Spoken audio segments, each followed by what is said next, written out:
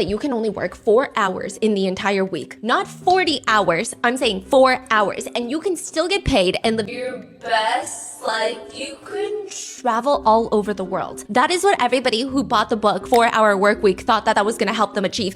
It is probably one of the most well-known, most read self-help books out there. It's been translated into 40 different languages. Over 2 million copies have been sold, and I have not met a single person who has read one of those 2 million copies and has managed to work 4 hours a week. But a lot of people love the book, and they have taken nuggets of information to apply to their lives. So with the success of the 4 Hour Workweek, Tim Ferriss starts his newest endeavor. It's another self-help book called 4 Hour Body. It's cheeky, okay? So Tim Ferriss, the productivity guru, productively helping every single person out there feel unproductive, is going to get a lot more personal in this book, where he has this whole chapter dedicated to the fact that he's on a date with a 25-year-old yoga instructor who's hot. I don't know why her age is important, but it intrigued me, so I Googled it. He was 33 when the book came out, so I don't know if that's an age gap that he wants us to know, but it's an 8-year-old younger yoga teacher, and they're eating French food, drinking champagne, and she just blurts out to him that she's never had a big O in her life. Her entire life, she's never experienced it. She's slept with people, never had the big O. Orgasm, right? Yes, and he says, quote, "I've never won the Powerball lottery, but I felt like I just had." What? Yeah, he writes, "So it came to be that I made her a drunken promise I would fix her inability to O, not that night, not necessarily through me, but somehow." That is how he goes on a quest, a journey to talk to female O experts. And he comes across the big Om. She calls it the Om. She doesn't call it the O, she calls it an Om. The Om expert, Nicole Daedone,